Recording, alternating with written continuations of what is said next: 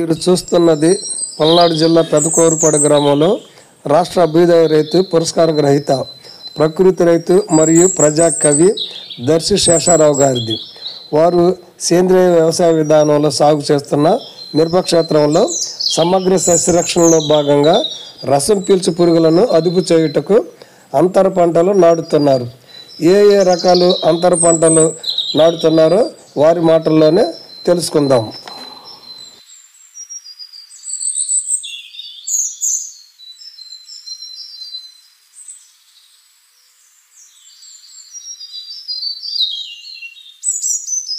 ప్రకృతి వ్యవసాయంలో సాగవుతున్న మిరపలో పలు రకాల అంతర పంటలు నాటడం జరుగుతుంది. వాటిలో ప్రధానంగా రసం పీల్చే పురుగులకు బీట్రూటు, క్యారెట్టు, ముల్లంగి, ధనియాలు, జొన్న, మొక్కజొన్న, సజ్జ, పసుపు, కంద మరియు క్యాబేజీ, క్యాలీఫ్లవర్తో పాటు పలు రకాలు నాటడాన్ని గమనించవచ్చు.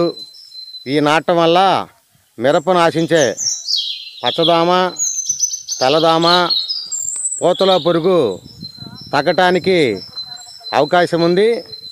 దీనివల్ల మంచి దిగుబడి రావడానికి కూడా ఛాన్సెస్ ఉన్నాయి.